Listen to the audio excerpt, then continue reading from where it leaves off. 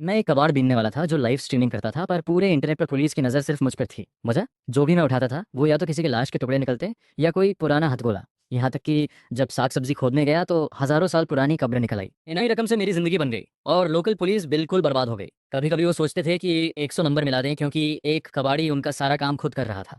उस वक्त मैं सड़क के किनारे बैठा था, बिल्कुल बेजान, जिंदगी से थका हुआ। आज भी यकीन नहीं होता कि मैं पूरे एक दिन से इस बॉडी में था। न खाना न पानी का एक घूंट भी नसीब हुआ। इसकी वजह थी कि इस बॉडी के ओरिजिनल ओनर ने एक रियलिटी शो ज्वाइन किया था, जिसका नाम था जॉब ऑब्जर्वेशन लाइव। और शुरुआत सीधे कबाड़ बीनने से होती थी। खुद भी जीना था और साथ में कैमरामैन अर्जुन को भी, जो बैल जितना मजबूत था। प्रॉब्लम ये थी कि मैं बचपन से नखरेबाज रहा था, ये काम मेरे बस का था ही नहीं। तभी अर्जुन बोला, यार अभी कोई नहीं है, जल्दी जाओ और सामने वाला डस्टबिन खंगाल, वरना शो से निकलने से पहले ही भूखे मर जाएंगे। ये सुनकर मैं शर्म से सिर झुकाकर बस जमीन पर लकीरें खींचता रहा। फिर धीरे से बोला, थोड़ा रुक, पास में एक कुत्ता है, वो जाए तो जाऊं। अर्जुन का धैर्य टूट गया, आंखें भर आईं। आज उसका वजन 10 किलो तो जरूर कम हो गया होगा। बोला, मैं बस यही चाहता हूँ कि तू एक वाटर बॉटल उठा ला, बस उसे चाटने दे मुझे। अर्जुन की गुहार सुनकर मेरा सिर फटने लगा। फिर मन में सोचा, अब छोड़ो यार, डट कर खेलते हैं। और जीतने पर शो की 1 करोड़ की प्राइज मनी भी मिलनी थी, जिंदगी सुधर जाती। यही सोचकर मैं जमीन से उठा और दूर खड़े आवारा कुत्ते से उसका खाना छीनने की कोशिश करने लगा। तभी दिमाग में एक डिंग की आवाज़ आई, नाजुक साहब, आपके लिए सोसाइटी के निचले तबके का सिस्टम एक्टिवेट हो गया है। स्किल है डिटेक्शन। भरोसा रखो, बंजर जमीन में भी कुछ ना कुछ मिलेगा। ये सुनकर मैं लगभग खून की उल्टी करने ही वाला था। लगा जैसे मजाक हो रहा हो। पर अगले ही सेकंड सामने रखे सफेद डस्टबिन में हल्की लाल रोशनी दिखी और आंखों के सामने एक ट्रांसपेरेंट स्क्रीन आई। डिटेक्शन के बाद पता चला कि इस डस्टबिन को खंगालने पर कम से कम 1,000 रुपए का कबाड़ मिलेगा। मुंह में पानी आ गया। 1,000 में कितने ब्रेड पकौड़ आते हैं यार। बिना एक सेकंड गवाए मैं सीधे दौड़ा, डस्टबिन उठाया और झाड़ियों में घुस गया। अर्जुन पीछे से चिल्लाया, रुक यार, हम कबाड़ बीन रहे हैं, डस्टबिन चुरा नहीं रहे, इसे क्यों उठा ले गया। अर्जुन सच में घबरा गया था। ये तो सरकारी प्रॉपर्टी थी, थोड़ी तो जुर्माना भरना पड़ता। और उनके पास था क्या। लाइव व्यूअर्स भी हैरान थे, ये नंबर 3 वाला पागल क्या कर रहा है। पास में खड़ा पीला कुत्ता भी सोच में पड़ गया कि डस्टबिन ही गायब हो गई। अरे यार देखो तो डस्टबिन में क्या है। मैंने डस्टबिन उल्टा पलट दिया, सारा कचरा जमीन पे फैल गया। जो चीज लाल रोशनी दे रही थी वो एक कसकर बंधी काली प्लास्टिक बैग थी। मैंने माथा सिकोड़ा, सोचा शायद कोई बचा खुचा खाना हो। हाथ बढ़ाया और बैग फाड़ दी। अर्जुन भी कैमरा लेकर पास आ गया। बोल रहा था, यार जल्दी डस्टबिन रख, वरना वो गाया तो मैं नहीं रोकूंगा। और हम कबाड़ बीन रहे हैं, भीख नहीं मांग रहे। पर अगले ही सेकंड अर्जुन की बात बीच में ही रुक गई। बैग में कटा हुआ हाथ देखकर वो चीख पड़ा। मैं भी घबरा कर पीछे हटा। दोनों लुढ़कते गिरते झाड़ियों से बाहर निकले। अरे भाई, ये तो इंसानी हाथ था। हाय राम, ये तो बॉडी का टुकड़ा निकला। मेरे तो पाँव ही जवाब दे गए। व्यूअर्स में हंगामा मच गया। शो की टीम ने तुरंत लाइव फीड बंद कर दी, पर देर हो चुकी थी, सब देख चुके थे। पीछे ऑफिस में भगदड़ मची हुई थी। डायरेक्टर विवेक बीच में एकदम शांत बैठा चाय पी रहा था। बोला, घबराओ नहीं, लाइव में ऐसा होता है, रीस्टार्ट करेंगे। हाँ बस नंबर 3 कंटेस्टेंट लिन यान पर नजर रखो, अगर मेंटली अनस्टेबल लगे तो उसे बाहर कर दो। सब लोगों ने हाँ में सिर हिलाया और मन ही मन डायरेक्टर को सल्यूट किया। इधर मैंने और अर्जुन ने पुलिस को कॉल किया। आधे घंटे में पूरी गली पुलिस की गाड़ियों से भर गई। लंबी चौड़ी बैरिकेडिंग हो गई। बाहर मोहल्ले वाले जमा थे। कोई जाने का नाम नहीं ले रहा था। जो चल फिर नहीं सकते उन्हें भी घर वाले उठा लाए थे। सब डरे हुए भी थे, पर अंदर से एक्साइटमेंट भी थी। बैरिकेड के अंदर इंस्पेक्टर विक्रम अपने सीनियर को रिपोर्ट दे रहा था। सर, जो बॉडी पार्ट मिला है उसका कट देखकर लग रहा है कि ये पहले वाले केस से जुड़ा है। कंफर्म करने के लिए टेस्ट लगाना पड़ेगा। इंस्पेक्टर विक्रम ने सिर हिलाया, एविडेंस पैक करवाया। फिर मेरी और अर्जुन की तरफ मुड़ा, तुम दोनों स्टेशन चलो, कोई प्रॉब्लम नहीं होगी। मैंने तुरंत हाँ कर दी और पूछ ही लिया, सर खाना मिलेगा क्या वहाँ।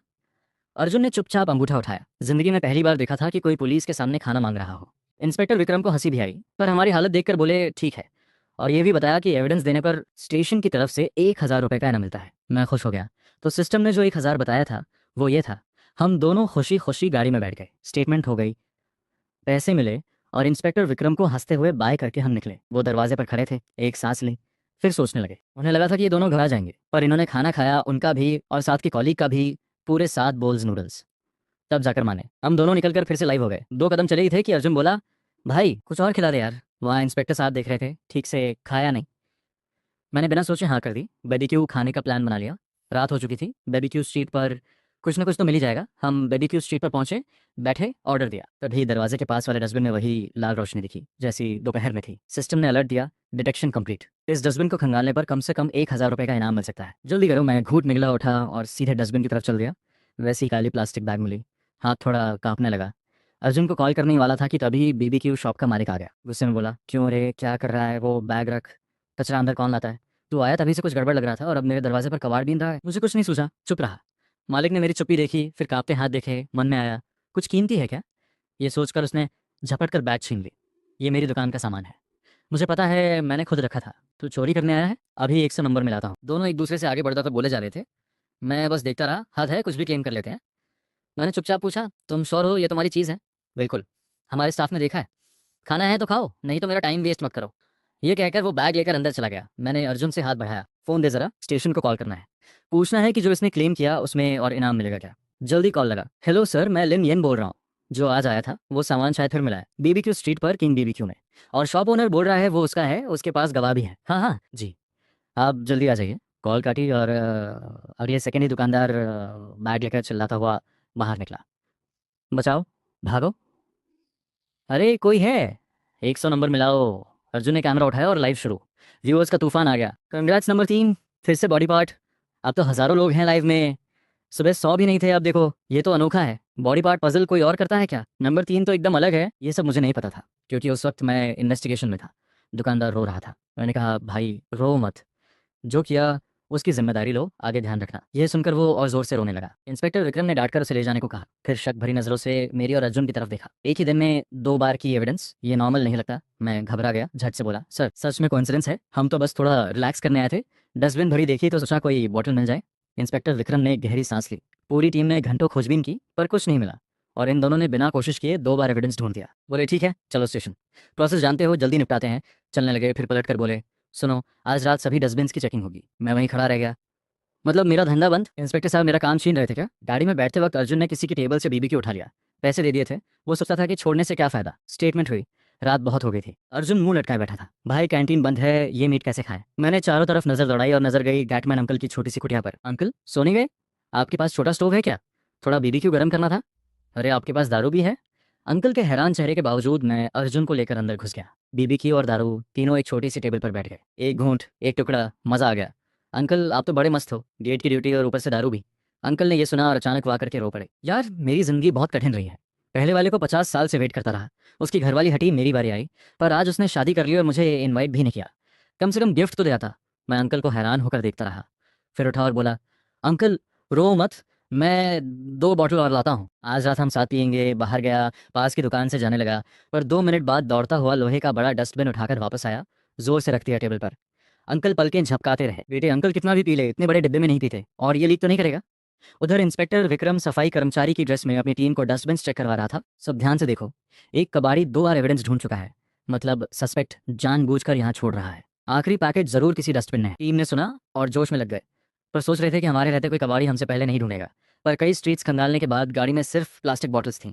सबको लगा खाली हाथ जाना ठीक नहीं। इंस्पेक्टर विक्रम उन बॉटल्स को देखते हुए सोचने लगे, इनको बेचें तो शायद 100-50 मिल जाए, और अगले ही पल खुद घबरा गए। ये मैं क्या सोच रहा हूँ, मिशन पर हूँ। तभी फोन बजा। देखा गेट पर तैनात सुरेश अंकल का कॉल था। बात करें तो सुरेश अंकल का एक्सपीरियंस लाजवाब था। 30 साल से गेट की ड्यूटी, फैक्ट्री गेट हो, बिल्डिंग हो, यहाँ तक कि गर्ल्स हॉस्टल भी, हर गेट का अनुभव था, और रेपुटेशन भी बेदाग, हमेशा सीरियस और काम में ऑनेस्ट। कॉल उठाया तो सुरेश अंकल चिल्ला रहे थे, इंस्पेक्टर साहब जल्दी आओ, डस्टबिन में हेड है, स्टेशन के बाहर वाले डस्टबिन में। इंस्पेक्टर विक्रम का दिमाग सुन्न हो गया। सिर्फ एक ही बात दिमाग में थी, स्टेशन के बाहर वाला डस्टबिन। खुद को संभाला, फिर दूर खड़े टीम को आवाज लगाई, सब वापस चलो अभी। टीम हैरन, सर अचानक? अभी कुछ स्ट्रिप्स बची हैं, थोड़ा और देखते हैं। आज तो अच्छी अर्निंग हो जाती। हाँ तुम लोगों को नहीं पता डस्टबिन में कितना सामान होता है। मुझे तो एक स्मार्ट वॉच मिली, बिल्कुल नहीं, वो कुछ नहीं, मुझे एक जोड़ी सॉक्स मिली, गेस करो कौन सी ब्रांड? इंस्पेक्टर विक्रम की नसें माथे पर उभर आई। सबको भूल गए हो काम क्या है? जिसने भी कहा था कि स्टेशन के बाहर वाले डस्टबिन में कुछ नहीं होगा, वो 3000 वर्ड्स की रिपोर्ट लिखेगा। 1 घंटे बाद इंस्पेक्टर विक्रम टीम के साथ स्टेशन पहुंचे। अंदर आए तो वो दोनों नालायक और गैटमैन सुरेश अंकल तीनों एक जगह सिर झुकाए बैठे थे। सामने चांदी जैसा डस्टबिन रखा था। इंस्पेक्टर विक्रम के दांत पीसे जा रहे थे। पूरी टीम को लगाया था, घंटों डस्टबिन खंगाले, और आखिर में घर के दरवाजे पर ही मिला। सुरेश अंकल से पूरी बात सुनी तो और बुरा हुआ। सुरेश अंकल 30 साल से ड्यूटी कर रहे हो, ये नहीं पता कि ड्यूटी पर दारू नहीं पीते? कोई भी एक्सक्यूज नहीं चलेगा। और तुम दोनों पैसे लेकर गए नहीं, बैठे हो बीबी की और पानी पूरी खाते। बताओ डस्टबिन क्यों खंगाल रहे थे? क्या बेबी की उड़कर डस्टबिन में चला गया? इंस्पेक्टर विक्रम को यकीन ही नहीं हो रहा था कि ऐसा भी होता है, पर हो गया। मैं भी चुप था, कुछ कहना मुश्किल था, पर देखा कि साहब टूटने वाले हैं तो हंसकर बोला, सर मेरी गलती थी, अब कसम खाता हूँ कोई डस्टबिन नहीं खंगालूंगा। सच बताऊँ अब वैसे भी डस्टबिन में कुछ मिलता नहीं, पता नहीं बॉटल्स कहाँ चली जाती हैं आजकल। पर ये कहते कहते मेरी नज़र पड़ी कि कुछ पुलिसमैन गाड़ी से सैक्स खींच रहे थे, भरे हुए कचरे से। मैंने तुरंत बात बदली, अरे सर चिंता मत करो, मैं आपसे कंपनी करूंगा। वैसे चाहो तो मैं शो के रिसाइकलिंग सेंटर से कांटेक्ट कराऊं, हमारे यहाँ रेट थोड़ा ज़्यादा मिलता है। कट जैसी आवाज़ आई। इंस्पेक्टर विक्रम का एक दांत टूट गया शायद। केस सॉल्व हो गया था, खुश होना चाहिए था। बस जाने क्यों हंसी नहीं आ रही थी। आधे घंटे बाद हम 1000 रुपये लेकर स्टेशन से बाहर निकले। आसमान में हल्की रोशनियाँ लगी थी। मैं और अर्जुन दोनों थककर चोर हो गए थे। अर्जुन बोला, भाई बस हो गया यार, पहले कहीं सोने की जगह ढूंढते हैं या फिर दिन में सोएं, रात को निकलें, कंपटीशन भी कम रहेगा। मैं ठुड्डी सहलाते हुए अर्जुन का आइडिया सोच रहा था, पर सोएं कहाँ? ये गेम 15 दिन का था, 3,000 रुपये में होटल तो सपने में भी नहीं, शहर के होटल का तो सवाल ही नहीं था। सोचकर मैं अर्जुन को लेकर एक ऑटो में बैठा। भाई शहर से बाहर चलो, कहीं भी जहाँ लेट कर सो सकें। ये कहते ही हम दोनों ने लंबी लंबी जमाइयाँ ली। ड्राइवर ने इंजन स्टार्ट किया और पीछे से जोरदार खर्राटों की आवाज़ आने लगी। शीशे में देखा, दोनों गहरी नींद में जा चुके थे। ड्राइवर ने दांत पीसे, छोकरे हैं पर लगता है रात भर जागे हैं। बिल्कुल मेरे बेटे जैसे। ड्राइवर बड़बड़ाते हुए गाड़ी लेकर शहर से बाहर निकल गया। वो नींद ऐसी थी जैसे किसी ने बेहोश कर दिया हो। हवा भी चल रही थी, ज़मीन भी नरम थी, 5 स्टार होटल से भी बेहतर लग रहा था।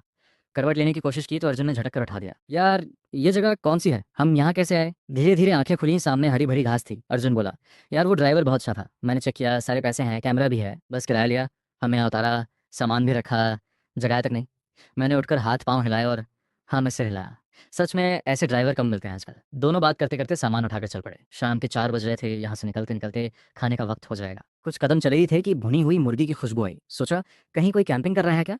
हम खुशबू के पीछे पीछे जंगल से बाहर निकले, पर जो दिखा उससे पाँव से ज़मीन खिसक गई। सामने था एक विशाल कब्रिस्तान, जहाँ तक नजर जाए बस कब्रें ही कब्रें। ड्राइवर ने सीधे यहाँ पहुँचा दिया था। हम हैरान खड़े थे कि तभी दूर से किसी ने चिल्लाया, ये दोनों कौन है? कैमरा लिए हैं, बोरा लिए हैं, ज़रूर यही चोर हैं, पकड़ो इन्हें, चढ़ावा चुरा रहे हैं। मैं सफाई देने आगे बढ़ा ही था कि कुछ लोग हाथों में कुदाल फावड़ा लेकर दौड़ पड़े। एक आंटी ने ज़मीन से भुनी मुर्गी उठाई और हम पर झपटी। मैंने बिना सोचे अर्जुन को खींचा और हम कब्रिस्तान के अंदर भाग गए। 2 किलोमीटर भागने के बाद पीछे वाले छूटे। अर्जुन हांफता हुआ बोला, यार और नहीं भागा जाता, सुनो तुम थोड़ा हेल्प करते, मैं 10 किलो का कैमरा लेकर भाग रहा हूँ। वो आंटी मुर्गी से मारने वाली थी, मैं भी हाँफ रहा था। थोड़ी देर बाद आसपास नजर दौड़ाई, पास में एक छोटी लकड़ी की झोपड़ी दिखी। मैंने इशारा किया, चलो वहाँ आराम करते हैं, अंधेरा होने पर पहाड़ से उतरेंगे, अभी निकलना पॉसिबल नहीं। अर्जुन ने कैमरा उठाया और हम झोपड़ी की तरफ बढ़े। वो जगह बिल्कुल खाली थी, कोई नहीं रहता था। अर्जुन बड़बड़ाया, यार सोच रहा था कौन रहता होगा यहाँ, भाई अंधेरा होते ही निकलते हैं, ये जगह बहुत डरावनी है, व्यूअर्स तो अभी तक गाली दे रहे होंगे। मैंने सिर हिलाया, दरवाज़ा खोला, एक कोना ढूंढ कर बैठ गया। पर जैसे ही कोने पर नजर पड़ी, सिस्टम का अलर्ट आया, डिटेक्शन कंप्लीट। यहाँ दबी चीज खोदने पर कम से कम 10,000 रुपये मिल सकते हैं। ध्यान से देखा तो जमीन में एक चाकू धंसा हुआ था, मूठ बाहर थी। ये टोटा चाकू 10,000 का। मन में सवाल था, पर फिर भी उठकर गया और दोनों हाथों से खींच कर निकाल लिया। अर्जुन कैमरा लेकर पास आया। भाई ये क्या है? मैंने चाकू पर लगी लाल भूरी मिट्टी देखी और कांपते हुए अर्जुन की तरफ देखा। अर्जुन ये क्या है, कहीं खून तो नहीं? अर्जुन रुका, पास आया, मिट्टी उंगलियों में मसली, लाल है और अभी सूखी भी नहीं। अर्जुन का रंग उड़ गया। वो मुझे खींचकर बाहर ले जाने वाला था कि दरवाजे पर हल्की आहट हुई। अगले सेकंड दरवाजा खुला और बिखरे बालों वाला एक अधेड़ आदमी अंदर आया। दोनों की नजरें मिली। एक पल की चुप्पी और उसने पास रखी लकड़ी उठाकर हम पर झपटा। मैंने बिना सोचे हाथ में पकड़ा चाकू उठाया और उसे रोका। व्यूअर्स का हंगामा मच गया, ये क्या हो रहा है, जल्दी 100 नंबर मिलाओ, नंबर 3 वाले को कुछ हो गया है, ये शो बहुत डेंजरस है। शो की टीम पूरी तरह पैनिक में थी। कल से लेकर अब तक एक के बाद एक घटना, पहले तीसरी काली बैग, फिर ये। कैमरा संभाल रहा था अर्जुन, तो कुछ ज्यादा दिखा नहीं, वरना शो बंद हो जाता। सब लोग स्क्रीन चिपके बैठे थे, तैयार कि कुछ गड़बड़ हुआ तो तुरंत लाइव बंद करेंगे। डायरेक्टर बोला, घबराओ मत, सब कोइंसिडेंस है, शो पर कोई असर नहीं पड़ेगा। ये कहकर उसने पॉकेट से बीपी की दवा निकाली और चुपचाप 2 गोलियां निकली। उधर पुलिस स्टेशन में इंस्पेक्टर विक्रम और टीम काले घेरों के साथ केस डिस्कस कर रहे थे। लैब रिपोर्ट आ गई थी। सारे क्लूज मिलाकर देखें तो क्राइम सीन शायद शहर के बाहर जहवान ग्रेवयार्ड है। 5 मिनट में निकलते हैं। इंस्पेक्टर विक्रम का ऑर्डर सुनते ही सब हरकत में आए। तभी उन्हें याद आया, एक कांस्टेबल को बुलाया, लिन यान पर नजर रखने को कहा था। वो कहाँ है, शहर से बाहर गए क्या? कांस्टेबल ने झट से फोन निकाला और लाइव खोला, पर स्क्रीन पर आने से पहले ही चीखों की आवाजें आई। इंस्पेक्टर विक्रम ने झांक कर देखा, कैमरा हिल रहा था, अर्जुन भागता हुआ दिख रहा था, पीछे एक अधेड़ आदमी लकड़ी लेकर दौड़ रहा था। इंस्पेक्टर विक्रम ने उस आदमी की चाल देखी और मन में कुछ खटका। ये फिगर हमने जो सस्पेक्ट डिस्क्राइब किया था उससे मिलती तो है। कांस्टेबल ने आंखें फाड़कर कहा, सर ये तो हैजरवान ग्रेवयार्ड है, दोपहर को ये वहीं सो रहे थे, जगह भी सेम। इंस्पेक्टर विक्रम ने थकी हुई आंखें बंद कर लीं। पूरे आधे मिनट चुप रहे। फाइनेंस डिपार्टमेंट को बोलो इनाम के पेपर्स तैयार रखें, चलते हैं साथ। साफ था वो अधेड़ ही सस्पेक्ट था। उधर कब्रिस्तान के पीछे जंगल में भगदड़ मची थी। वो आदमी आधे घंटे से पीछे था। मैं भाग भाग कर हाँफ रहा था, सोच रहा था, मैंने बस चाकू की पीठ से मारा था, इतना क्यों पीछे पड़ा है? अर्जुन चिल्लाया, रुक यार, और नहीं भागा जाता, लिनयान थोड़ी तो कॉन्शियंस रख, कैमरा ले ले मेरा। मैं सोच ही रहा था कि पीछे से धड़ाम की आवाज़ आई। हम दोनों रुके, पलट कर देखा, वो आंटी खड़ी थी, हाथ में भुनी मुर्गी और अधेड़ आदमी ज़मीन पर था। बहुत ढूंढा तुम दोनों को, जानते हो मैं स्टेट टीम की प्लेयर रही हूँ। अब बताओ मेरे बुजुर्ग का चढ़ावा किसने चुराया? मैं उनकी ताकत देखकर हैरान था। माथे पर पसीना आ गया। झट से जेब में हाथ डाला, 200 रुपये निकाले। आंटी ये सब गलतफहमी है, हम कबाड़ी हैं, ये 200 रुपये रखो, अंकल के लिए नया चढ़ावा ले आना। शाम होते होते हैजहान ग्रेवयार्ड के बाहर गाड़ियों की लंबी कतार लग गई। पुलिस आई, मीडिया भी आई। रिपोर्टर्स कैमराज लेकर भागते हुए अंदर घुसे। इंस्पेक्टर विक्रम बाहर खड़े थे, चेहरे पर कोई एक्सप्रेशन नहीं। और हाँ, वो आदमी सच में सस्पेक्ट निकला। पुलिस को देखते ही रोते हुए सब बोल दिया। बस एक शर्त रखी, उस आंटी को दूर रखा जाए और मुर्गी से ना मारे। सीन क्लियर हुआ तो मैंने इधर उधर नजर घुमाई। यहाँ राख का कलश तो नहीं मिलेगा, मैंने पूछा। आसपास पुलिस वालों की नजरें तरेती देखी तो चुपचाप सिर झुका लिया। तभी रिपोर्टर्स की भीड़ इंस्पेक्टर विक्रम पर टूट पड़ी। सर, 2 दिन में केस सॉल्व फैक्टोरियल कोई सीक्रेट टेक्निक है क्या? सर, रात वाली डस्टबिन ऑपरेशन से कोई कनेक्शन था? इंस्पेक्टर विक्रम के चेहरे की नसें फड़कने लगी। क्या बोलते कि 2 कबाड़ियों ने बिना कोशिश किए केस सॉल्व करवा दिया? उन्होंने गहरी सांस ली। इन्वेस्टिगेशन अभी जारी है, डिटेल्स शेयर नहीं कर सकते। तभी भीड़ में से एक रिपोर्टर मेरी तरफ लपका। आप नंबर 3 लिन यान है ना? यहाँ कैसे? क्या फिर से कोई बॉडी पार्ट मिला? अर्जुन आगे आया और माइक पकड़ लिया। सब डिटेल्स के लिए हमारा लाइव देखो। मैं हूँ लिन यान का ऑफिशियल कैमरामैन। पूरा इंसिडेंट रिकॉर्ड है, हाई क्वालिटी में देखना हो तो लाइव में आओ। अर्जुन ने मुझे आंख मारी। मुझे याद आया, व्यूअरशिप स्कोर में काउंट होती है। इतने रिपोर्टर्स देख रहे हैं, अगर ये वायरल हुआ तो गेम जीत सकते हैं। और हुआ भी यही। रिपोर्टर्स अर्जुन पर टूट पड़े। डायरेक्टर, डायरेक्टर, नंबर 3 का लाइव 5 लाख क्रॉस कर गया, ट्रेंडिंग पर है, हमारा शो वायरल हो गया। डायरेक्टर विवेक ने डेटा देखा तो आंखें फटी रह गईं। एक छोटे शहर का शो इतना बड़ा हो जाएगा सोचा नहीं था।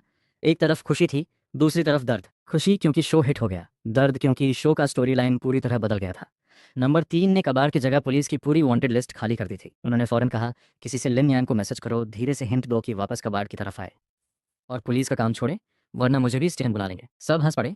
उधर कब्रिस्तान में इंस्पेक्टर विक्रम की नज़रों के बीच कांपते हुए मैंने 10,000 रुपए का इनाम लिया। Case close. ग्रेवयार्ड मैनेजर खुशी खुशी हमें बाहर तक छोड़ने आया। लिन यान जी, अगर आप शो में न होते तो मैं आपको ग्रेवयार्ड का ब्रांड एम्बेसडर बना देता। आज दोपहर से अब तक दर्जनों बुकिंग्स हुई। कभी भी आओ, हमारा ग्रेवयार्ड हमेशा ओपन है। मैनेजर बहुत खुश था। आज एक दिन में पूरे साल जितनी इनकम हो गई थी। गेट पर पहुंचते पहुंचते वो मेरा हाथ पकड़ कर बोला, आपकी फ़ोटो ले ली है, गेट पर लगाएंगे, सिक्योरिटी को भी पहचान होगी, कभी भी आना। मैंने 2-4 बातें करके हाथ छुड़ाया और अर्जुन को खींचकर वहां से निकल लिया। दोनों चुपचाप सड़क पर चल रहे थे। आज 10,000 मिले, पर कोई खुश नहीं था। शो की टीम ने मैसेज किया था कि ज़्यादा एडवेंचर हो रहा है, वापस कबाड़ पर आओ। मैंने सिर खुजाया, यार अब कबाड़ कहाँ ढूंढे? अर्जुन ने भी ठंडी सांस ली। इन 2 दिनों में उसे भी लगने लगा था कि ये सब कबाड़ बीनने से ज़्यादा इंटरेस्टिंग था। अब वापस नॉर्मल होना मुश्किल लग रहा था। तभी अर्जुन की आंखें चमकी। बस हम माँ की ड्रेस पहन लें, अंदर जा सकते हैं, पर यह बात किसी तीसरे को मत बताएं, मेरे अंकल की जॉब जा सकती है। मैं अर्जुन को देखता रह गया। उसके हाथ में कैमरा था और वो लाइव पर ये सब बोल रहा था। मुझे नहीं पता था हंसूं या रोऊं। तीसरे को क्या, 30,000 लोग सुन रहे थे, लाइव चल रही थी, ये बंदा थोड़ा छुपके नहीं बोल सकता था? मैंने लंबी सांस ली, उसके कंधे पर हाथ रखा। चल पहले बोरे लेते हैं, तेरे अंकल की जॉब जाने से पहले जी भर के काम करते हैं। दोनों कंधे पर सैकड़ों बोरे लाद कर तेज कदमों से गार्बेज स्टेशन की तरफ चल पड़े। उधर किंदू गार्बेज प्रोसेसिंग स्टेशन में वर्कर्स हैरान बैठे थे। आज ये क्या हो गया? कल रात शहर में हुआ क्या? पहली बार देखा इतना साफ कचरा, एक चीज़ नहीं बिकने लायक। हाँ यार, घंटों सॉर्टिंग की, कुछ नहीं मिला, कुछ तो गड़बड़ है। अर्जुन, तेरे कोई रिलेटिव है ना उस कबाड़ शो में? उन्हीं ने तो नहीं साफ कर दिया सब? अर्जुन के अंकल ने सोचते हुए सिर हिलाया। पहले रोज सॉर्टिंग से 50-60 रुपए निकल जाते थे, आज कुछ नहीं। तभी उनका फ़ोन बजा और उन्होंने जल्दी से बाहर आकर कॉल उठाया। मैं और अर्जुन उनसे मिले, साथ में कब्रिस्तान से लाए फल थे, उन्हें दे दिए। अंकल मान गए, बोले आज वैसे भी कुछ है नहीं यहाँ, अंदर जाओ, जो मिले उठाओ। कॉलीग्स को थोड़े फल बांट दो, कोई कुछ नहीं बोलेगा, हम दोनों काम में लगे। अंकल ने सबको फल बांटे। तभी किसी ने चौंक कर कहा, यह एप्पल पर कुछ लिखा है। अंकल ने देखा, एप्पल पर कुछ खुदा हुआ था। उन्हें देखकर समझ नहीं आया कि ये क्या था। उधर गार्बेज स्टेशन में मैं और अर्जुन कचरे के ढेर पर बैठे एक दूसरे को देख रहे थे। पूरे आधे घंटे में एक टूटा तार भी नहीं मिला। मैंने 100 रुपए के बोरे देखे और मन डूब गया। तभी अर्जुन ने माथा ठोका, यार समझ आया, हम कल रात का कचरा खोद रहे हैं। कल रात पुलिस वाले यही छानते रहे, जो भी कुछ था सब उठा ले गए। ये सुनकर मैंने आंखें बंद कर ली। कितनी बड़ी गलती थी, पहले सोचा क्यों नहीं। और एक बात थी, इंस्पेक्टर विक्रम कचरा उठाने में उस्ताद निकले। एप्पल्स दे दिए, बोरे खरीद लिए, खाली हाथ नहीं जाएंगे। यार और ढूंढते हैं, इतने बड़े ढेर में कुछ ना कुछ तो होगा। अंकल बताते हैं कि छोटी छोटी चीज़ें नहीं उठाते। हम दोनों ने हिम्मत करके छोटे छोटे फावड़े उठाए और खोदने लगे। तभी खट की आवाज़ आई, धातु से धातु टकराई। अर्जुन कैमरा लेकर दौड़ा। अरे किस्मत अच्छी है, लगता है ये पहले से दबा था, ढेर बाद में बना। और खोदो, चीज़ बड़ी लग रही थी। मैं और जोश से खोदने लगा। अर्जुन बड़बड़ाया, यार इसमें पंख जैसा कुछ है। मुझे भी कुछ समझ नहीं आया, पर अंकल बहुत एक्साइटेड हो गए। इतने साल में पहली बार ऐसा देखा। रुको, लोगों को बुलाता हूँ, पहले पूरा निकालते हैं। थोड़ी देर में अंकल कई कॉलीग्स को लेकर आए। सबने मिलकर खोदा और एक बड़ा गड्ढा बना दिया। जब ऊपरी हिस्सा पूरा बाहर आया, सबके मुंह खुले के खुले रह गए। वो एक ओवल शेप का बम था। हाय राम, ये तो बॉम्ब है। मैंने क्या कहा था, वो एप्पल खाना नहीं था। ये शहर कितना जादुई है, तुम सब जानते हो। सब दूर जाओ। अंकल पागल हो गए क्या? ये बॉम्ब है और तुम बिजली के खंभे पर चढ़ रहे हो। ब्लास्ट हुआ तो और ऊंचे उड़ोगे। सब घबरा गए। मैं भी खंभे के पीछे छुप गया। दिमाग सुन था, सोचा था अच्छे से कबाड़ मिलेगा। ये तो बॉम्ब निकल आया और कम से कम 2 मीटर लंबा था। सबसे गुस्सा ये था कि सिस्टम का अलर्ट बॉम्ब का सिर दिखने के बाद आया। अगर थोड़ा और देर से आता तो पूरा निकाल चुके होते। तब किसी ने कांपती आवाज़ में पूछा, अब क्या करें?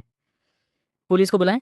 मैंने माथे पर हाथ मारा और सबको खुशी से बोला, हाँ हाँ जल्दी कॉल करो। स्टेशन में मेरी जान पहचान है। इंस्पेक्टर विक्रम को बोलो। पास में अर्जुन अंकल को धीरे से बोला, अंकल वो एप्पल्स बचे हैं, आज रात कुछ गड़बड़ लग रहा है। बॉम्ब के सामने 3 एप्पल्स रख देते हैं। अंकल का मुंह खुला रह गया। लाइव व्यूअर्स बहुत एक्साइटेड थे। मुझे पता था, 2 घंटे से देख रहा था, काम आया। ये गार्बेज स्टेशन में बॉम्ब कैसे?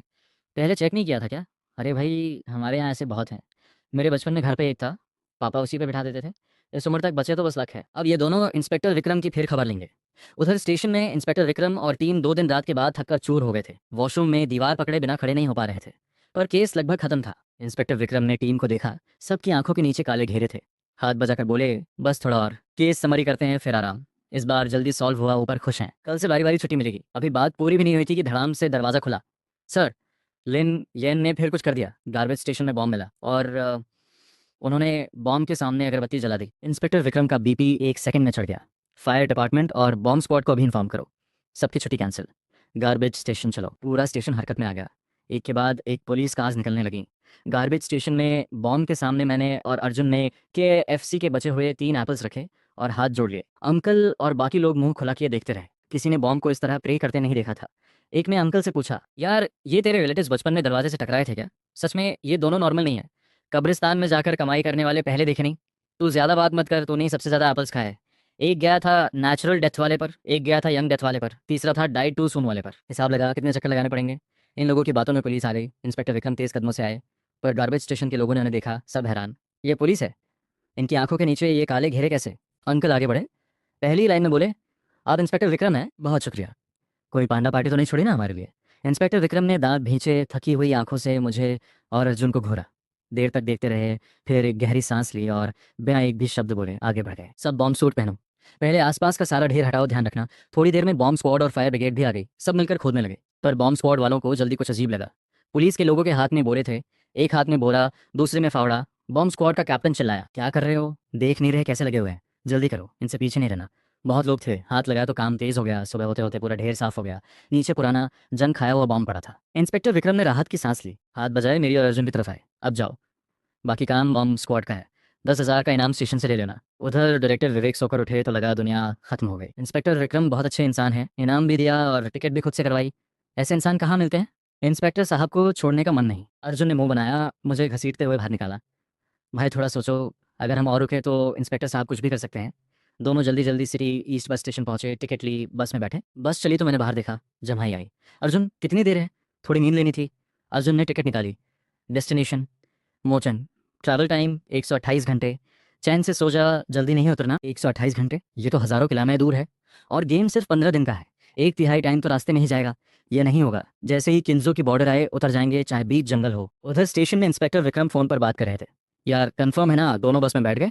शुक्रिया यार। सुन, क्या बस का दरवाज़ा वेल्ड हो सकता है? नहीं हो सकता? ठीक है, कोई बात नहीं, बाद में खाना खाते हैं। इंस्पेक्टर विक्रम ने चैन से फ़ोन रखा। आखिर गए। मोचिंग तक तो कई दिन लगेंगे, वापस आने की सोचे हैं, तब तक गेम खत्म। इंस्पेक्टर विक्रम खुशी में थे कि तभी दरवाज़ा खुला।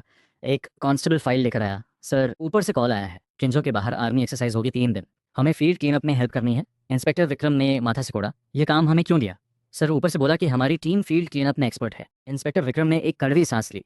मन ही मन कुछ बोले जो बोलने लायक नहीं था। उधर बस में हमने ड्राइवर से लड़ झगड़ कर चिंजो की बॉर्डर पर उतरवाया। बस गई तो मैंने चैन की सांस ली। अर्जुन, मुझे लग रहा था वो ड्राइवर स्टेशन का आदमी था, वरना उतरने क्यों नहीं दे रहा था? यार मुख्य सड़क पर नहीं चलते, कबाड़ बीनना है तो खुले मैदान में चलते हैं, वहाँ कुछ ना कुछ मिलेगा। अर्जुन ने हाँ में सिर हिलाया। उसे भी फर्क नहीं पड़ता था कहाँ जाए। व्यूअर्स बड़बड़ाए, ये दोनों कभी सीधा रास्ता नहीं लेते। खुले मैदान में क्या मिलेगा? नंबर 1 देखो, सुबह से साइड पर काम किया, शाम को कबाड़ से भरे बोरे। नंबर 1 चाहे कमाए, लिन यान रोज 10,000 कमाते हैं। भाई नया हूँ, यही लिन यान हैं जिन्होंने बॉम्ब ढूंढा। कोई इनका नंबर देगा? मुझे पूछना है कि इनकी मेरे पिताजी से दुश्मनी है क्या? एप्पल वाली ग्रुप पागल हो गई है। मैं और अर्जुन 2 घंटे चलते रहे, थक गए, एक छोटे जंगल में बैठ गए। अर्जुन, नेविगेशन देख, निकलने में कितना टाइम है? अर्जुन ने फ़ोन निकाला, रूट देखा और चेहरा उतर गया। यार गेम ओवर। सीधे आगे जाएं तो पहाड़ है, उसके पीछे दूसरा स्टेट है, वापस जाना पड़ेगा। और यहाँ खुला मैदान है, एक टुकड़ा कबाड़ नहीं। मैंने नेविगेशन देखा, सच में गलती हो गई थी। पर वापस किंजू कभी नहीं। मैंने अर्जुन का कंधा थपथपाया। चल आगे बढ़ते हैं, इतने बड़े मैदान में कुछ ना कुछ तो मिलेगा। बात खत्म भी नहीं हुई थी कि ऊपर से एक तेज़ आवाज़ आई। देखा, एक चक्के जितना बड़ा छोटा सा प्लेन धुआं उगलता हुआ हमारे सिर के ऊपर पेड़ में जा घुसा। धमाका हुआ, चिंगारी हुई और धातु के टुकड़े हमारे सामने बिखर गए। अर्जुन ने आंखें फाड़ कर देखा। मैंने भी हैरान होकर नाक पर हाथ रखा। यार ये कबाड़ में आता है, इस हाल में तो कोई नुकसान नहीं होगा उठाने में। थोड़ी देर में हम दोनों ने सारे टुकड़े उठाए, आग जलाई, आधा किलो तांबे की तार मिली। तभी अर्जुन ने पेड़ से ड्रोन का खोल उतारा और मेरे मुंह के सामने लाया। यार देखिए क्या है। मैंने लेकर देखा, उस पर छोटे छोटे अक्षरों में लिखा था, western theatre command reconnaissance unit official drone. मैंने घूंट निगला, नीचे जले हुए टुकड़े देखे और मन में अंधेरा छा गया। ड्रोन हमने नहीं गिराया था, पर उसके अंदर जो भी मेटल था सब जला दिया था, बस खोल बचा था। अर्जुन बोला, भाई टेंशन मत लो, जब तक अंदर हो मैं हर महीने मिलने आऊंगा। आर्मी का सामान बर्बाद करने पर 3 साल होते हैं, 1 महीने में एक बार आऊंगा। ये सुनकर मैं घबरा गया, झट से अर्जुन का फोन छीना। अभी किंजो स्टेशन को कॉल करता हूँ, बोलूंगा जानबूझकर नहीं किया, माफी चाहता हूँ। कॉल की पर लाइन बिजी, फिर बिजी। लाइव व्यूअर्स का हंगामा था, हो गया खेल। अभी तक एक पीस कबाड़ नहीं मिला और अब जेल जाएंगे। यार इतना ज्यादा बिजी क्यों है? लगा है सब लोग एक साथ रिपोर्ट कर रहे हैं। अरे थोड़ा सा रहम करो, डायरेक्टर एक बर्बाद बैठा था। डायरेक्टर था तो जिम्मेदार उसकी ही होती। मुन्नम्बली फोन उठाया, एक नंबर डायल किया। सुनो, अभी जो बोलूँ कोई सवाल मत करना, मैंने कुछ पैसे छुपाए थे। सुनो, टॉयलेट के नीचे, फर्श के बीच में, लिविंग रूम की छत में, पानी के पाइप के पास, बालकनी में, एसी के पीछे और पड़ोसी के घर बेड के पास। उधर इंस्पेक्टर विक्रम भी टीम लेकर निकल पड़े थे। गाड़ी में बैठे बैठे उन्होंने 3 लंबी सांसें ली, खुद को समझाया, ठीक है कबाड़ बीनने में टैलेंट है तो है, स्टेशन के लिए कमाई ही समझो। अभी मन शांत हुआ ही था कि फ़ोन वाइब्रेट हुआ। अर्जुन का मैसेज था, सर सॉरी टू डिस्टर्ब, बात यह है कि हमें एक ड्रोन मिला, पूछना था कि क्या स्टेशन को चाहिए। वेस्टर्न थिएटर कमांड का है, नंबर भी है। इंस्पेक्टर विक्रम ने कुछ सेकंड्स चुप रहकर दांत भींचे और लाइव खोला। एक नज़र में समझ गए ये वही जगह है जहां उन्हें क्लीन अप करने जाना था। ये दोनों वहां कैसे पहुंचे? क्या स्टेशन में कोई इनसाइडर है? वरना हर बार इन दोनों को पहले कैसे पता चल जाता है? इंस्पेक्टर विक्रम सोच में डूब गए। उधर मैदान में अर्जुन मैसेज भेजकर मेरी तरफ मुड़ा, भाई घबराओ मत, मैसेज कर दिया। और वैसे लाइव में किसी ने बताया कि यहाँ कुछ दिन पहले आर्मी एक्सरसाइज थी। ये ड्रोन वहीं का बचा होगा, कोई प्रॉब्लम नहीं। और जब तक प्राइवेटली सेल नहीं करते, स्टेशन पर जमा करने पर इनाम भी मिलता है, जितनी वैल्यू उतना ज़्यादा। मैंने फ़ोन लिया, उस कमेंट को पढ़ा। यूज़र नेम था गेटमैन चेन अंकल और उन्होंने डिटेल में सब लिखा था। प्रोफाइल पिक्चर में स्टेशन के बाहर का डस्टबिन था। ये तो स्टेशन के गेटमैन थे, इनकी बात पर भरोसा करें तो काम बन सकता था। मैंने राहत की सांस ली, साथ ही दिमाग में एक आइडिया आया। मैंने अर्जुन को देखा, अर्जुन अब काम होगा। दोनों मैदान में और अंदर गए, रैक से ज़मीन खंगालते चले। 1 घंटे से ज़्यादा हो गया, एक प्लास्टिक का टुकड़ा नहीं मिला। हाँ, जहाँ जहाँ रेक फिराई वो ज़मीन इतनी साफ़ हो गई कि एक बारिश के बाद सीधे खेती हो सकती थी। सिस्टम का कोई अलर्ट नहीं आया। मैं थककर रेक को ज़मीन में ठोक दिया, धड़ाम से लगी, हाथ सुन्न हो गए। अर्जुन पलटा, रेक देखी। भाई सच बोलो, कुछ छुपा रखा है क्या? ये तो डिटेक्टर जैसे काम कर रहा है। वो बैठ गया और छोटी कोदाल से खोदने लगा। मैं भी बैठ गया। थोड़ी देर में ज़मीन से एक गोल चीज़ निकली। अर्जुन चिल्लाया, ये तो हैंड ग्रेनेड है। मैंने भी घूंट निकला, एकदम साबुत, रेडी टू यूज़ ग्रेनेड। पर यह खुले मैदान में कैसे? कोई भी आ जा सकता है, अगर गलत हाथों में पड़े तो बड़ी मुसीबत। मैंने बोरे में रखा और अर्जुन से बोला, और खोदो। अर्जुन ने भी हाँ में सिर हिलाया। दोनों पेट के बल लेटकर खोदने लगे। आधे घंटे में दर्जनों ग्रेनेड्स निकले और सब साबुत। व्यूअर्स भी हैरान थे, ये प्रॉप्स तो नहीं? नहीं यार, एक्सरसाइज वाली बात है, रियल है। अर्जुन भाई कुछ हमें भी दे दो दिखाने के लिए। व्यूअर्स की तादाद बढ़ती जा रही थी। देखते देखते लाइव में 50 लाख लोग थे। इंस्पेक्टर विक्रम परेशान थे क्योंकि आर्मी के बड़े ऑफिसर ने पर्सनली कॉल किया, क्लीन अप के लिए तुम्हें भेजा था और वहाँ 2 कबाड़ी लाइव स्ट्रीम कर रहे हैं। इंस्पेक्टर विक्रम ड्राइवर को तेज चलाने के लिए कहते रहे। उधर दूसरे कंटेस्टेंट्स को अपने लाइव व्यूअर्स कम होते दिखे। ढूंढा तो पता चला सब लिन यान की स्ट्रीम पर गए। एक ने बाकी सबको बताया और देखते देखते सब उठकर चल पड़े। पैसे जोड़कर एक ट्रैक्टर हायर की और मैदान की तरफ निकल पड़े। गार्बेज स्टेशन के बाकी वर्कर्स भी देखकर साथ हो लिए। रास्ते में जो भी मिला, प्रोफेशनल हो या आम आदमी, सब क्यू में लग गए। डायरेक्टर विवेक अपना बैग पैक कर रहे थे, स्टेशन जाकर माफी मांगने की तैयारी थी। तभी दरवाजा खुला। डायरेक्टर बाहर आओ, जहाँ लिन यान ने ड्रोन मिला वहाँ आर्मी एक्सरसाइज हुई थी। सब कंटेस्टेंट्स वहाँ पहुंच रहे हैं। स्टेशन के लोग भी जा रहे हैं, सुपरमार्केट से रेक भी उठा लिए। डायरेक्टर विवेक रुक गए। स्टेशन के लोग भी गए, मतलब कोई प्रॉब्लम नहीं, वो सेफ है। पर ये कंटेस्टेंट्स क्या कर रहे हैं? बाहर आए तो स्क्रीन पर देखा कुछ कंटेस्टेंट्स ट्रैक्टर पर बैठे थे और पीछे 100 से ज्यादा लोगों की भीड़, सब प्रोफेशनल, कमर पर बोरा, एक हाथ में कुदाल, दूसरे में रेक, गाल फुलाए ट्रैक्टर के पीछे दौड़ रहे थे। डायरेक्टर विवेक को समझ नहीं आया, हंसे या रोए। अच्छी बात, वो सेफ थे। बुरी बात, शो बर्बाद हो गया और पॉकेट मनी भी गई। उधर मैदान में रात हो गई थी। हम दोनों आधे बोरे भरकर घूम रहे थे। तभी मुझे दूर लाल रोशनी चमकी। सिस्टम अलर्ट आने से पहले ही खट की आवाज आई। अर्जुन का पाँव उस पर पड़ गया। अर्जुन हिलना मत। अर्जुन एकदम जम गया। मैं पास गया, सिस्टम का अलर्ट पढ़ा। डिटेक्शन, यहाँ खोदने पर कम से कम 1,000 रुपये का इनाम। मेरी पीठ पर ठंडा पसीना आ गया। जो भी सिस्टम ने दिखाया था कभी नॉर्मल नहीं निकला था। अर्जुन घबरा गया। भाई लैंडमाइन है, अभी भागो तो हो जाएगा। मैंने अर्जुन को तरस से देखा। भागने का टाइम नहीं, सुनो कोई आखिरी बात कहनी है। अर्जुन की टांगें कांपने लगी। कैमरा मुझे थमाया और रोते हुए बोला, माँ सही कहती थी, किस्मत खराब है। पबजी में भी चिकन नहीं मिलता गरम। भाई यहाँ डिलीवरी होती है, 2 किलो पाए का सूप मंगवा दो। आज से खाया नहीं। मैं थोड़ा पीछे हटा। ठीक है, वो पत्थर देख रहे हो, लाकर रखते हैं। एक्सरसाइज का मैदान है, शायद फेक हो। तभी अर्जुन की पॉकेट में फ़ोन बजा। मैंने निकाल कर देखा, इंस्पेक्टर विक्रम थे। लिनियान सुनो ध्यान से, अर्जुन को कहो बिल्कुल मत हिले। यह लैंड माइन एक्सरसाइज वाला नहीं है। मैंने कंफर्म किया, इस एक्सरसाइज में माइंस यूज़ नहीं होती। ये पुराना बचा हुआ है। हम पास में ही हैं, बस पहुंचते हैं। इंस्पेक्टर विक्रम तेज बोलकर लाइन काट गए। मैं अर्जुन को बताने वाला था कि अर्जुन बोला, भाई पेट में दर्द है, अब नहीं रुका जाएगा। उसी वक्त मैदान के किनारे पर इंस्पेक्टर विक्रम की गाड़ियां रुकी। सॉरी, गाड़ी खाई में फंस गई। रिपेयर टीम को बुलाया है, 3 घंटे लगेंगे। अर्जुन हिले नहीं, हिम्मत रखो। रात के 10 बज चुके थे। अर्जुन की हालत क्रिटिकल थी और इंस्पेक्टर विक्रम का पता नहीं था। मैंने अर्जुन का फ़ोन उठाया, लाइव खोला। पहली नज़र में ही आंखें चढ़ गईं। लिन यान भाई देख लो, इंस्पेक्टर साहब ने बड़ा एरिया साफ कर लिया, बस तुम्हारे पास नहीं आए। तुम्हारे नीचे माइन नहीं है, तुम्हें बेवकूफ़ बनाया। इंस्पेक्टर साहब को ब्लेम मत करो, बाकी कंटेस्टेंट्स भी आने वाले हैं, जल्दी निकालो वरना देर हो जाएगी। ये पढ़ते ही मैंने अर्जुन के पास की सारी मिट्टी हटाई। नीचे पुरानी जंग खाई माइन थी, देखने से रियल लग रही थी, फेक नहीं। पर अर्जुन बोला, भाई जल्दी कर, माइन से पहले मैं फटने वाला हूँ। ठीक है, मैं गिनता हूँ 3 2 1 पर भाग। 3 2 1, अर्जुन भागा जैसे हवा हो, एक हाथ पीछे, एक सेकंड में पेड़ के पीछे। उसी मोमेंट माइन से आग निकली, मैं जमीन पर लेट गया, सिर ढका, धमाका हुआ। सिर उठाया तो आसमान में रंग बिरंगी आतिशबाजी हो रही थी। ये किसने माइन में पटाखा भरा? थोड़ी देर बाद समझ आया, ये स्पेशल फायरवर्क था, माइन की तरह दिखता था। व्यूअर्स भी चौंक गए, ये तो कस्टम फायरवर्क था, पर बनाया किसने? याद है, पुरानी फायरवर्क कंपनी ने बनाया था। बिक्री शुरू होते ही बंद हो गया क्योंकि असली माइन जैसा दिखता था। दूर से इंस्पेक्टर विक्रम बोरे लेकर आते दिखे। ये हुआ क्या? हिलना नहीं था, फायरवर्क कैसे छोड़ा? मैंने इंस्पेक्टर विक्रम की तरफ देखा, फिर उनकी टीम के हाथों में भरे हुए बोरे देखे। मेरा सारा कबाड़ था उसमें। दांत पीसे, आधा बोरा ग्रेनेड्स निकाला, हाथ आगे किया। इंस्पेक्टर विक्रम ने आंखें बंद की, एक सेकंड रुके, फिर क्वाइटली ऑफिसर को इशारा किया। आर्मी के रिच से 10,000 का इनाम मिला। टीम के लोग मुझे पैसे गिनते देखते रहे। रोज 10,000, ये तो सैलरी से ज्यादा है। सबकी उदास नजरों के बीच मैंने पैसे अर्जुन को दिए। चलते हैं। पर एक कदम रखते ही मेरी नजर पास के एक गड्ढे पर पड़ी। अर्जुन ना कुछ कहे समझ गया, कुदाल उठाई और दौड़ा। इंस्पेक्टर विक्रम कुछ बोलते उससे पहले ही जमीन से एक बड़े बॉम्ब का सिर निकल आया। हम दोनों चिल्लाए, इतना बड़ा बॉम्ब? कम से कम 10,000 का। इंस्पेक्टर विक्रम सर, देखो तो जरा। उसी मोमेंट मैदान में बाकी कंटेस्टेंट्स और कबाड़ियों की भीड़ आ गई। पूरा सीन कियोस्क में बदल गया। इंस्पेक्टर विक्रम ने ये देखा तो थककर उस बॉम्ब के ऊपर ही बैठ गए। समझ नहीं आया इतने लोग कहाँ से आए, पर मुझे डर के साथ एक्साइटमेंट भी थी। सामने था और मैंने हाथ में रेक और कुदल कसकर पकड़ी। अर्जुन ने बोरा उठाया। काम करते हैं। मैं अर्जुन को लेकर आगे बढ़ गया। व्यूअर्स बोले, ये दोनों कहाँ जा रहे हैं? सबको फील्ड साफ करना था, ये पहाड़ खोद रहे हैं। लिन यान गए तो जरूर कुछ है। नहीं यार, पास ही मेरा गांव है, उस पहाड़ पर कुछ नहीं, पेड़ भी नहीं उगते। मुझे लग रहा है सबको उल्लू बना रहे हैं। लोग आपस में बातें करते रहे, देखते रहे। जब आधा घंटा हो गया और कुछ नहीं निकला तो सब मान गए और वापस मैदान में खोजने लगे। मैं और अर्जुन खुदाई में लगे रहे। काफी देर बाद अर्जुन थककर बोला, भाई कब तक खोदते रहेंगे? ये पहाड़ छोटा नहीं है, इन 2 छोटे फावड़ों से तो कभी नहीं होगा। अर्जुन की बात बीच में ही रुक गई, आंखें फटी रह गईं और एक दबी हुई चीख निकली। मैं दौड़ कर आया, अर्जुन को दबाया, चारों तरफ देखा। बाकी लोग दूर जा चुके थे। मैंने धीरे से कहा, चुप, हिलो मत, मुझे पकड़ो, मैं निकालता हूँ। और कैमरा थोड़ा हटाओ वरना वो सब टूट पड़ेंगे। एक रात में ये पहाड़ साफ कर देंगे। अर्जुन होश में आया, हाथ बढ़ाया और खींचने ने हेल्प की। चेहरे पर हैरानी से खुशी आ गई। भाई डिसाइड कर लिया, अब से तेरे साथ ही रहूंगा। चैंपियन नहीं भी बने तो कोई बात नहीं, अपनी कबाब कंपनी खोल लेंगे, पैसे ही पैसे होंगे। मुझे अर्जुन की परवाह नहीं थी। मैं गड्ढे में दबी चीज को दोनों हाथों से खींच रहा था। एक छोटा हरे रंग का कॉपर का ढक्कन दिखा। पूरा निकाला तो अर्जुन ने मुंह पर हाथ रख लिया, चीख रोक ली। मैं भी हैरान था, काफी देर तक देखता रहा। फिर अर्जुन का फोन निकाला और इंस्पेक्टर विक्रम को कॉल किया। सर, डिस्टर्ब करने के लिए सॉरी। बात यह है कि मैं फील्ड क्लीनअप से अलग हो गया था, वापस जाने लगा। रास्ते में यह पहाड़ देखा, सोचा गांव वालों की थोड़ी हेल्प करूं।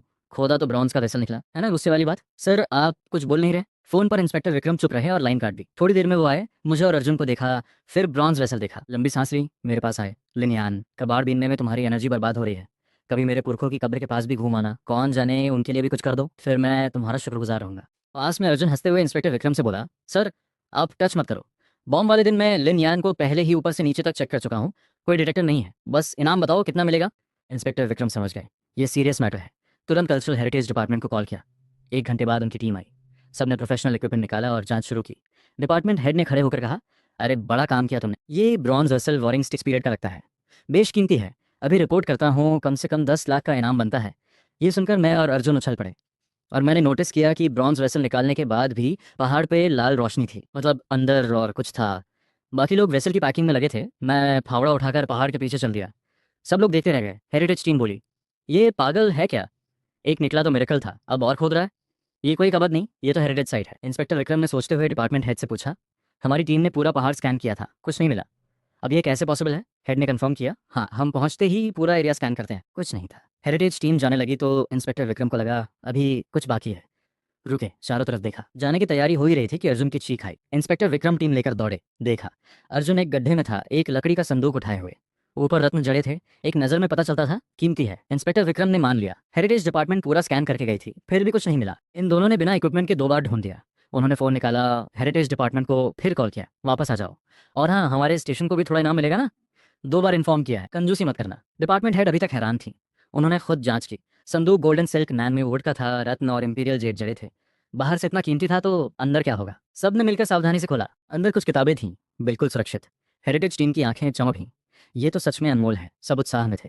काफी देर बाद माहौल शांत हुआ। हेड ने मुझे देखा, बेटे हमारे हेरिटेज डिपार्टमेंट में वैकेंसी है, कोई टच नहीं, सीधे ज्वाइन कर सकते हो। वो सच में चाहती थी, हमारी इक्विपमेंट से बेहतर था इंसान। पर मैंने हाथ हिलाया, नहीं बाप, जॉब मेरे बस की नहीं, कबाड़ बीनना ही ठीक है। ये संदूक कितने का इनाम देंगे?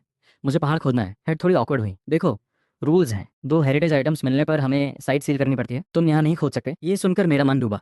बड़ा प्लान था, अब रुकना पड़ेगा, पर हेड का चेहरा देखकर मान गया। ठीक है, इनका काम खत्म होने के बाद देखेंगे। हेड ने टीम ऑर्गेनाइज की, स्कैन शुरू हुआ। मैं एक पेड़ के नीचे बैठ गया, पहाड़ की लाल रोशनी देखता रहा। अर्जुन पास आकर खड़ा हुआ, थोड़ी देर बाद बोला, भाई चिंता छोड़ो, जो इनाम मिला है उससे चैंपियन बनना तो पक्का है, चलो फील्ड में वापस जाते हैं, थोड़ा बहुत और मिल जाएगा। मैंने जवाब नहीं दिया, धीरे से उठा, पहाड़ को देखा, चेहरे पर अजीब एक्सप्रेशन था। वो रोशनी हिल रही है, मतलब कुछ अंदर जा रहा है, या कोई जानवर है? मैंने अर्जुन को आवाज़ लगाई, अर्जुन। फावड़ा उठा और मैंने पास के बड़े पेड़ की जड़ में फावड़ा मारा। अर्जुन एक सेकंड रुका, फिर बिना सवाल किए खोदने लगा। हेरिटेज टीम पलटी तो देखा, हम दोनों पेड़ पे हमला कर रहे थे। सब हैरान, ये पागल हो गए, पहाड़ नहीं खोद सकते तो पेड़ खोद रहे हैं, कम से कम चुप कर करते। इंस्पेक्टर विक्रम ने ये देखा और मुस्कुराए। उन्हें एक्सपीरियंस से पता था, जब ये दोनों किसी चीज़ पर लगते हैं वहाँ ज़रूर कुछ होता है। हेड को बोला, मैडम कभी कभी मानना पड़ता है, अगर एम्बेरस नहीं होना तो अपनी टीम लेकर पेड़ के पास जाओ, क्रेडिट तुम्हारा भी रहेगा। इंस्पेक्टर विक्रम पीठ पर हाथ रखे चले गए, मन ही मन खुश थे। पेड़ के पास आकर बोले, लिनियन अच्छा खोद रहे हो, थोड़ी देर में इतना गड्ढा? मैंने हाफते हुए हाथ हिलाया, खोदता रहा। पेड़ की जड़ें उलझी हुई थी, काम धीमा था, पर सिस्टम की रोशनी यहाँ से हिली नहीं, मतलब नीचे कुछ था। व्यूअर्स भी अब एक्साइटेड थे। अरे भाई, ये और खोदेगा? सच बोलूं, अगर कोई मुझे बताए कि लिन यान ने नीचे से कुछ सुपर हीरो निकाला तो मैं मान लूंगा, ये सुपर नेचुरल है। इंस्पेक्टर विक्रम मुस्कुराते हुए खड़े थे। हेरिटेज टीम तनाव में थी। तभी अचानक धड़ाम, नीचे की मिट्टी धंस गई और एक सुरंग खुल गई। इंस्पेक्टर विक्रम का चेहरा उतर गया। अरे कोई है, जल्दी आओ। दूर खड़े ऑफिसर्स दौड़े, हेरिटेज टीम भी आई। हेड एक्साइटेड हो गई, उनके एक्सपीरियंस से पता था पहाड़ में हेरिटेज, पेड़ के नीचे सुरंग, इसका मतलब एक ही था, यहाँ कोई टूम था और यह टूम रेडर्स की बनाई सुरंग थी। सब रेस्क्यू की तैयारी में थे कि नीचे से आवाज़ आई, अर्जुन अर्जुन रैक दो, जल्दी, नीचे कई लोग हैं, लगता है टूम रेडर्स हैं, हाथ में हथियार भी है। सब एक पल के लिए जम गए। हेरिटेज टीम के कुछ लोग जो नीचे उतरने वाले थे वो चुपके से पीछे हट गए। तभी एक मोटी सी फिगर हाथ में कैमरा बिना रुके सुरंग में कूद गई। नीचे से एक जोरदार आवाज़ आई। सब हैरान। इंस्पेक्टर विक्रम ने टीम को देखा, खड़े क्यों हो, सुना नहीं, जाओ, और खुद भी कूद गए। नीचे में एक टूम रेडर के ऊपर बैठा था, दोनों हाथों से पकड़े हुए था। जब गिरा था तो उसी पर गिरा जो नीचे बैठा था। समझ गया सिचुएशन सीरियस है, ऊपर चिल्लाया। रेडर्स घबरा गए, एक दूसरे को छोड़कर भागने लगे। अर्जुन नीचे उतरा, उठा और सबसे पहले कैमरा सीधा किया। भाई अंदर बहुत डार्क है, थोड़ा ऊंचा देखो, वरना स्क्रीन ब्लैक दिखेगी और मेरी सैलरी कट जाएगी। मैंने सिर घुमाया, अर्जुन को देखा। यार अभी ये सोच रहा है? लंबी सांस ली, अर्जुन को खींचा और रेडर्स के पीछे भागे। मैंने देखा था उनके पास हथियार थे, वो ले थे। उधर टूम के आखिरी हिस्से में रेडर्स आगे आगे भाग रहे थे। बॉस धीरे, रास्ता तो देखो, ये वो रास्ता है जिससे आए थे, वो दोनों पीछे फंस जाएंगे। वो बंदे बहुत डेंजरस हैं, जरूर पुलिस के एलीट हैं। वो मोटा तो कैमरा लेकर भी पीट रहा था, दांत तक उड़ा दिए। बॉस थोड़ा रुका, याद करने की कोशिश की। बचपन में दादा इसी टूम में लाए थे, पर तब वो बच्चा था, याद धुंधली थी। प्लान था थोड़ा लेकर उसी रास्ते से निकलेंगे, पर कोई सोच नहीं सकता था कि यहाँ पुलिस आएगी। बॉस ने दांत भींचे। मेरे पास एक और रास्ता है जो किसी को नहीं पता, हम निकल जाएंगे। सबकी आंखें खुल गईं, पर ऑप्शन नहीं था। सब पीछे हो लिए। डायरेक्टर विवेक की स्क्रीन पर लाइव व्यूअरशिप रॉकेट की तरह चढ़ रही थी। ट्रेंडिंग का खतरा था, पर यह शो था जॉब ऑब्जर्वेशन, और अब टूम रेडिंग लाइव हो रही थी। डायरेक्टर विवेक उसी पर ढह गए। टीम ने पूछा, डायरेक्टर ठीक हो? डायरेक्टर ने हाथ हिलाया, रहने दो, मुझे थोड़ी देर के लिए अकेला छोड़ो। स्टाफ चले गए। डायरेक्टर विवेक पलटे तो स्क्रीन पर वो आंटी थी जो अभी भी गुस्से में थी। डायरेक्टर की आंखें फटी रह गईं। ये दुनिया ठीक है या मैं? उधर हम टूम में आगे बढ़ते जा रहे थे, रास्ते में जो मिला उठाते गए, पर अचानक रेडर्स गायब। मैं रुका, आगे पीछे देखा, ये कहाँ गए? हम सही रास्ते पर थे। अर्जुन बोला, यार यहाँ एक पत्थर की स्लैब है, क्या ये दरवाजा हो सकता है? मैं पास आया, टूम रेडर्स थे, मतलब इसके पीछे जरूर गोरा तैयार है। अंदर जाए तो मेरा इशारा देखना, एक ही रूल याद रहे, हम क्या करते हैं? अर्जुन ने होंठ दबाए, फिर पूछा, कबाड़, बिल्कुल सही, मतलब जो भी हेरिटेज आइटम मिले वो हमारा कबाड़ है। अर्जुन ने जोर से सिर हिलाया। हम दोनों ने स्लैब हटाई और अंदर घुस गए। बिल्कुल अंधेरा। अर्जुन के फोन की रोशनी में थोड़ा दिखा, काफ़ी चीज़ें ऑलरेडी उठाई जा चुकी थी, जो बचा था वो हमने बोरे में भरा। मैं गुस्से से बोला, ये लोग यहाँ पहले भी आ चुके हैं, हमारा कबाड़ उठा ले गए, ये बर्दाश्त नहीं होगा। पैरों के निशान देखकर हम चुपचाप आगे बढ़े। अर्जुन कैमरा एडजस्ट करता जा रहा था, जॉब पर ध्यान रखना जरूरी है। उधर इंस्पेक्टर विक्रम कुछ ऑफिसर्स के साथ टूम में उतरे। सच में हेरिटेज डिपार्टमेंट का स्कैनर काम का नहीं है। इतना बड़ा टूम एक बार नहीं, 2 बार स्कैन हुआ, कुछ नहीं मिला। टीम को बोला, ध्यान से चलो, रेडर्स के पास हथियार हैं। फिर एक ऑफिसर पर नजर पड़ी, तू ग्रेनेड क्यों निकाल रहा है? ये टूम है, यहाँ ब्लास्ट करवाना है क्या? रख वापस। इंस्पेक्टर विक्रम टीम लेकर टूम में घुसे। उधर हम रेडर्स के पीछे एक टूम चेंबर में पहुंचे, एक कॉफिन के पीछे छुप गए। दूसरी तरफ रेडर्स भी एक कॉफिन की आड़ में थे, हमें देख रहे थे। बॉस बताओ रास्ता कहाँ है? वो दोनों अंदर आ गए। अभी नहीं निकले तो फंस जाएंगे, हमारे पास हथियार भी ज़्यादा नहीं, और वो मोटा तो अभी भी कैमरा चला रहा है, कितना डेंजरस है? बॉस की याददाश्त पर जोर पड़ रहा था। बचपन में दादा ने कुछ बताया था, यहाँ आए थे, सोचा था थोड़ा लेंगे और पुराने रास्ते से जाएंगे, पर पुलिस इतनी जल्दी आएगी ये सोचा नहीं था। और ये दोनों तो बिजार थे, पीछे भी आ रहे थे, हेरिटेज प्रोटेक्ट भी कर रहे थे, बोरे भी भर रहे थे। कहाँ से आते हैं ऐसे लोग? बॉस ने दांत भींचे। मेरे पीछे आओ। एक नौजवान रेडर उठा और एक पुराने लैम्प स्टैंड की तरफ बढ़ा। उसी मोमेंट बॉस ने देखा, अर्जुन कैमरा लेकर उठ खड़ा हुआ। बॉस घबराया, फायर, सब एक साथ। रेडर्स कॉफिन से निकले, हमारी तरफ बढ़े और हथियार चला दिए। मेरे चेहरे पर पानी की धार आई। मैंने चेहरा पोंछा, खड़ा रह गया। ये वाटर गन? इन लोगों के पास असली हथियार नहीं था, वाटर गन लाए थे। अब क्या होगा इनका? मैंने कहा था फायर पावर कम है। तभी अचानक जमीन हिलने लगी, ऊपर के स्टोन पिलर्स झुकने लगे। जो नौजवान लैंप स्टैंड घुमाने गया था वो रोने लगा।